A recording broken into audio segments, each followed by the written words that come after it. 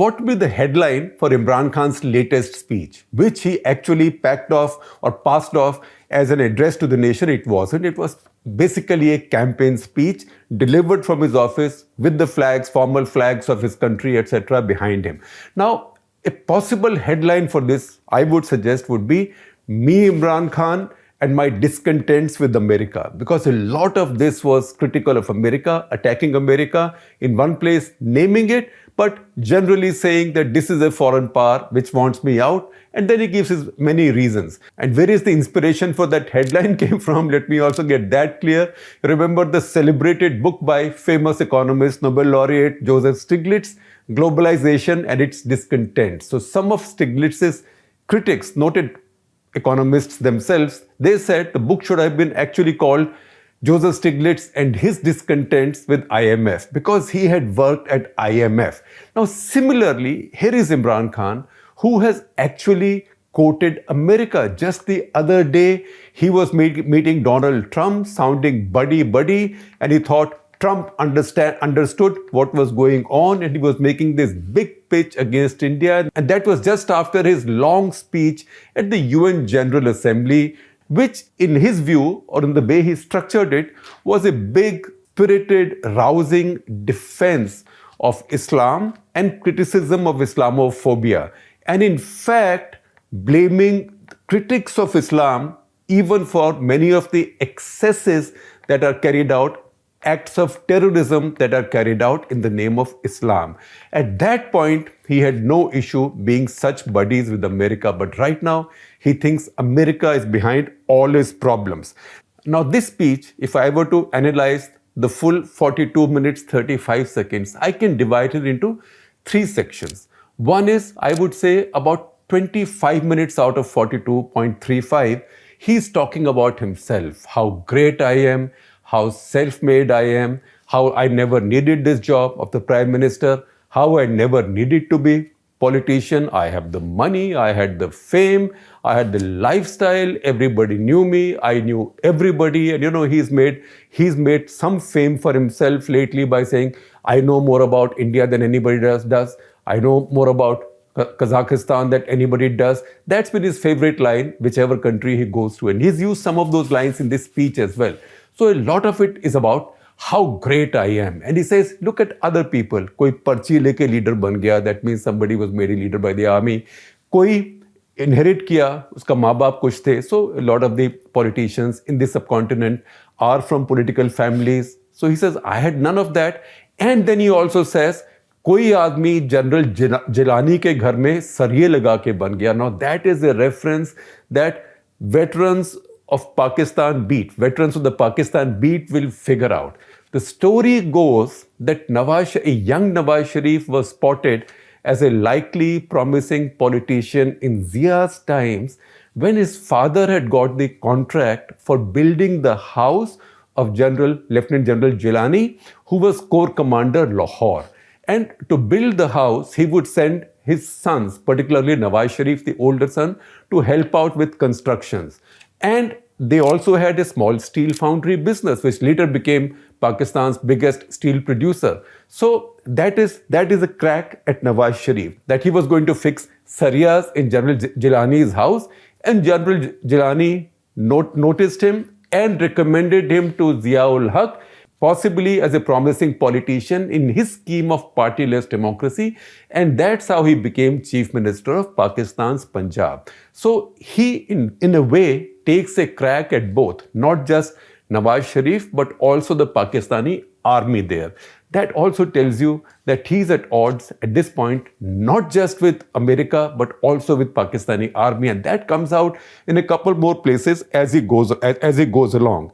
Now, after his long preamble, where he says, I need nothing, I needed nothing. And he says, most people, you realize, and that's where you see where some of his problem comes from. His problem comes from his incorrigible class consciousness, that I am of a certain class, everybody else is of a lower class. And as we go along towards the end of this episode of Cut the Clutter, I will also tell you a little personal story about this. So please hang on. So he says that most politicians, you just think about them. Nobody knew them before they became politicians. So what he implies is that people come to politics for fame, for position, for power, for money. He says, I had all that. In spite of that, I came to politics. I did not have to come to politics. So first of all, this shows a very poor appreciation of democracy, because in democracy, self-made politicians, a commoner can become a chaiwala, as we say in India. A chaiwala can become a prime minister of the largest democracy in the world. That is the beauty of democracy. Democracy doesn't mean that politics should only be done by those who are entitled, who have everything and who have nothing to gain. And so they come down and do a favor to their people by saying, look, I have everything, but I'm making such a big sacrifice by becoming a politician. Politics in democracy is not run like that. Politics in feudal systems might be run like that. Politics in democracies does not run like that. But I told you, Imran Khan has a class issue for which I have a story to tell you. So stay on with me. So he says that he had this fantastic career in cricket, which is the one thing which is absolutely true among his claims. I had this fantastic career in cricket. Then 25 years back, I decided to come into politics. I didn't have to, but I decided to come into politics because my country's situation was so bad. So I built a new kind of politics. Initially, everybody laughed at me. He says, 14 saal sab mere upar haste rahe. For 14 years, people were laughing at me. And the fact is, people did laugh at him because the first time he contested in an election, he contested in 5 seats. Pakistan has 5 provinces. So he contested from 1 seat in each province and lost in all 5. And that was the time I remember I was on a flight between Islamabad and Lahore, and those were used to be tiny Fokker aircraft which went up and down a little bit with the air pockets. And sitting next to me was Imran Khan's old bowling partner, Sarfraz Nawaz, who was by now his big critic and who had joined politics as well. And I asked him, just in a conversation, I said in Punjabi, I said, what's wrong with Imran Khan? He's contesting from 5 seats at the same time. And Sarfraz said to me, oh, the problem ਇਹੋ ਹੀ ਹੈਗੀ ਜਦੋਂ cricket ਖੇਡਦਾ ਸੀ ਤਾਂ ਵੀ ਸੋਚਦਾ ਸੀ ਸਾਰੀ team ਮੈਂ ਹੀ ਹੈਗਾ. That he's always had the same problem. Even when he played cricket, he used to think that I'm the entire team. And you see, some of this came out even in his speech after Pakistan won the World Cup, because he made it like a gift that his team had given for him. So he made it about himself. So he's got a bit of that problem, which shows here also. So he says, 14 years, people laughed at me and people said, why politics? But I came in and then I became successful. And then he gives his ideological and philosophical rationale for coming into politics. He says the Holy Prophet said that kufr ke andar, that means when infidels run a government or a system, it can still survive, right? Kufr ke andar फिर भी निज़ाम चल सकता है, लेकिन जुल्म के अंदर नहीं चल सकता. Which means a regime of the infidels can still survive, but a regime of injustice cannot survive. So he says that I came in to bring in justice. And then he says something that Muhammad Ali Jinnah, the founder of Pakistan, never said. He said Pakistan's basic slogan was, Pakistan ka matlab kya? La ilaha illallah, which is the Islamic kalma. Quaid-e-Azam never said that. Although, to be fair to Imran Khan, when he says that most people come into politics because they are nobodies and they come into politics for fame, power, money, he's careful. In fact, I was listening carefully that how does he handle the Jinnah issue. And he's very careful, so he's also smart. He says, Quaid-e-Azam Muhammad Ali Jinnah, wo politics mein aaye, but uske aane se pehle, he was already India's foremost lawyer, combined India's foremost lawyer. So he had fame, he had money, etc., etc. In spite of that, he came into politics because he wanted to set up this state. But certainly, Jinnah never said Pakistan ka matlab kya, la ilaha illallah. That's a latter day innovation. Now, he again says that our holy people had said that Allah has given us wings, right? Allah has given us wings. So why are we crawling in Pakistan like ants? We have wings, we should fly. And then he goes back to Allama Iqbal, Muhammad Iqbal, and says that the whole conception that Allama Iqbal had of the Muslims and Pakistan's Muslims as Shaheen, the eagles or the hawks, that means that we are expected to fly, not crawl. But we've been crawling like ants. In fact, I counted about 4 mentions of ants, and then I lost track after that. So you can figure out how many of them are there.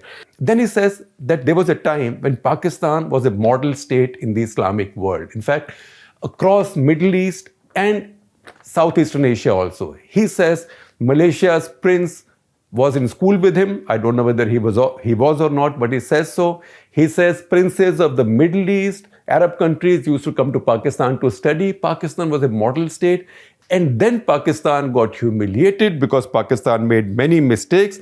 And Pakistan then became a kind of a liability state. And that happened because of Pakistan's politics and Pakistan's rulers, which is what he had come into politics to correct. And that is the reason he said he wanted religious education so people, Pakistan's young people, could understand better the ideas of the Holy Prophet.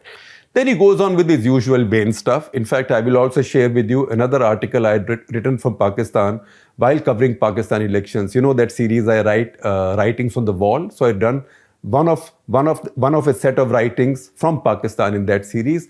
And that series, in that article also, we had noted that his whole style was that me captain, you my team. So vain he sounded. See the headline of that article also. So that still comes out because he says, my whole idea was that Pakistan has been bending all this while. I'll never let Pakistan bend and I will never bend before anybody. You know, anybody means I don't know whether it includes the Chinese or not, but nevertheless, let's carry on. Then he says, I know India very well. Some of my closest friendships are in India. Because of cricket, he qualifies. Then he says, the US, I know the topmost politicians in the US system very well. England, he doesn't say UK. He says England, it was my second home. I have lived there, which is true, which is factually correct. And he said that having learned about all these places and all these people, he was taken aback when General Musharraf, etc., just after 9/11 happened, they were so willing to go along with America in their war on terror. And he talked about this meeting where he says General Musharraf summoned top political leaders, including him. And he said, ये America एक जख्मी भालू की तरह है. It's a wounded bear. And unless we help them, they will come and attack us and destroy us. And he says, even from that day, on that day, and since then, I've been opposing Pakistan joining the war on terror. And then he gives us a little history, his own version of the history of the Afghan jihads. I'm saying jihads plural deliberately. He says the first time the Soviets came in, we were drawn in because Americans and others wanted to fight a jihad against the Soviets. And he said, we helped them. And we then trained a lot of these people in our frontier areas, most of the Afghans, and then to fight the jihad, foreign fighters also came from the Middle East and elsewhere. They were all trained, they were all housed in Pakistan's frontier because Pakistan was part of that jihad along with the Americans. And then he says, once that jihad was won in 1989, in 1991, the Americans had sanctioned Pakistan. Now, what he doesn't tell you is why Americans had sanctioned Pakistan, because that is when the US Congress had refused certification to Pakistan that it was not close to making a nuclear weapon, that Pakistan was a nuclear weapon-free state. 1991 was a turning point. 1991 is also a time that we have talked about in the past when the Pakistanis sent India under VP Singh a nuclear warning, saying that we are in a war-like situation right now. If there is a war, we'll use a nuclear weapon early in the war to open the war. And that is around time when Benazir had upped the temperature with that jug jug mo mo hun hun kar denge, and she had just been fired by the army. So as a response to that, because now it had become impossible even for Pakistan's backers in Washington to continue insisting that Pakistan had this quote-unquote nuclear virginity, that they refused to give the certificate, and that's when the sanctions started. So he said sanctions started, and after that, after 9/11, they came back again. And he says, why did all these terror groups rise in Afghanistan and Pakistan? Because all this while, we had told our simple, God-fearing tribal people that they are jihadis, you help them. So they were still helping them. And suddenly the Americans came in after 9/11, and they got us involved, and we had to tell the same tribals in our tribal regions that no, they are not jihadis, they are bad people, and we have to fight them. And in the process, our own tribal people were getting killed, and they were becoming victims of drone attacks. And that's what led to the death of 80,000 Pakistanis. Now, he's counting, but he does explain correctly that many of these groups then turned on the Pakistani state, and that's when Suicide attacks, which he calls in Urdu Khudkushi Hamle, they started, and that's what extracted a big toll on Pakistan. So he said, because I was opposing this, I was even dismissed as Taliban Khan. I was called all kinds of things, but I was never going to accept the Americans playing judge, jury, executioner, and that's why the Americans dislike me. So he's now leapfrogging over time, because when he went to meet Trump, it was like Americans were the best friends, and he had rediscovered American friendship for Pakistan. So he says on 7th or 8th of March, his government received a cable from Washington. Now, as I read in Pakistani media, it's a cable from the Pakistani ambassador in Washington saying that he met some American officials who said as long as Imran Khan is there, US-Pakistan relations cannot improve. Now, he then goes on to say that I produced this cable at my cabinet, also at my National Security Council. I've shared it even with top editors in Pakistan. And that cable says it already anticipates that there's going to be a vote of confidence in Pakistan. How do they know? The Americans. That means they plotted it. And if Imran Khan loses, then America will, his words, forgive Pakistan all its misdemeanors. If Imran Khan wins, then for Pakistan, they'll be held to pay. Now, we don't know if the cable says all that, but that's the cable he's again flourishing in his speech and is talking about it. That's got him a lot of criticism within Pakistan from good people, smart people saying that, look, why are you, one, destroying Pakistan's diplomatic relations with America forever? And second, why are you disclosing what should be state secrets in public just for the sake of your politics? Then he has to also explain why are the Americans suddenly that much more angry with him, that they want his head now. He says, because I went to Russia. I went to Russia on the eve of the Russian invasion of Ukraine. And Americans think, or they've been given to understand, that that was my personal decision. He says that was not my personal decision. That is something I cleared with my cabinet, with my service chiefs, etc., etc., etc. But I'm being victimized because I dared to go to Russia. So he's also that way inveigled himself into the Russia-Ukraine-European crisis now.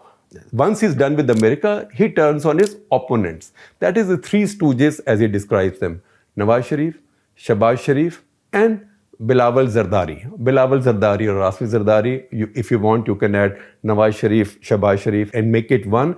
In which case, you will also add Maulana Fazlur Rahman, who is the chairman of the Pakistan Democratic Mohaz. Although, having called him Maulana Fazlur Rahman once in the same speech, he corrects himself and he says, nahi, Maulana nahi, wo Fazlur Rahman. So in fact, Maulana Fazlur Rahman is somebody that he also refers to as Maulana Diesel generally in his speeches, because the insinuation is that he was involved in some major diesel smuggling activity on the Pakistan-Afghanistan border in the past. Now, this is when he starts quoting from many books, and I counted 3. I think there was one more reference which I'm not able to catch, although I played the tape slowly, but I'm not able to catch the reference accurately. But 3 books he talks about. The first book he talks about is The Way of the World, a story of truth and hope in the age of extremism by Pulitzer Prize winner Ron Suskind.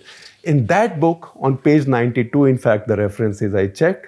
In that book, he says there is a reference to a young politician, namely Bilawal Bhutto, talking to his mother, Benazir Bhutto, who is telling him details of her bank accounts, illegal bank accounts overseas. And this is a conversation being picked up by international intelligence agencies.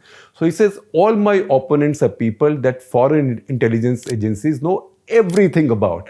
He said they know everything about me also. I don't know whether it is such a good thing. But he says they know everything about these people. They can always be blackmailed. The next book he quotes is Barkha Dutt's book. I presume it's a book titled Stories from India's Frontlines, where he says that Barkha Dutt also said that Nawaz Sharif was stealthily meeting Modi in Nepal to hide the fact from his army. And he said, I would never need to hide anything from my army. Nawaz Sharif is a coward besides being corrupt. And the third book he quotes is something that I found on my bookshelf.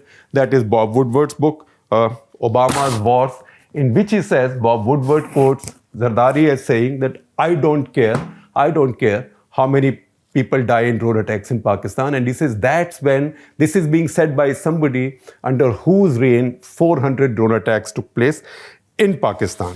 So in conclusion, he also goes back to history a little bit and he says people who are opposing me, that is the Sharif family and the Bhutto family, they are like traitors like Mir Jafars and Mir Sadiq of the past. And he reminds us that Mir Jafar is somebody who betrayed Nawab Sirajuddaula in the Battle of Plassey, and Mir Sadiq is somebody who apparently betrayed Tipu Sultan.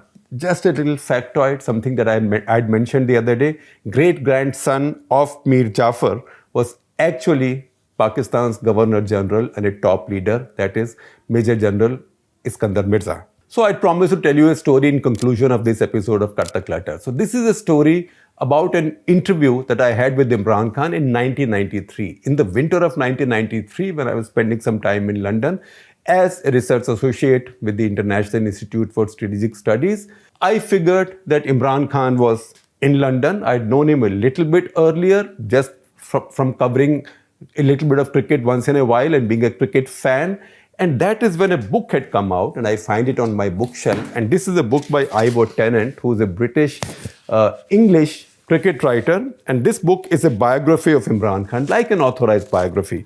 Now, in this book, Imran Khan made a confession or a revelation or whatever you call it, or a claim that he had indulged in ball tampering.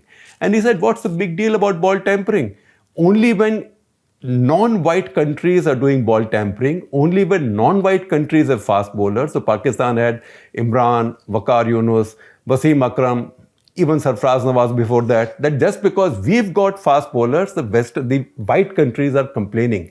And he said that white countries have been doing it all the while. And he also made a reference to John Lever's incident, John Lever-Wesleyan incident, which Indian cricket fans are very familiar with, because he was swinging the ball prodigiously one day. I think it was at Chepauk in Madras then.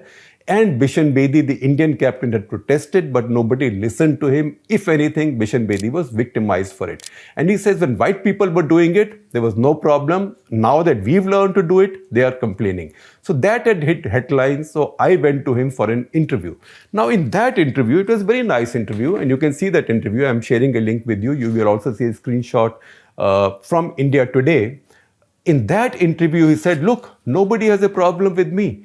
Look at people of class, the Oxbridge types. And who are the Oxbridge types?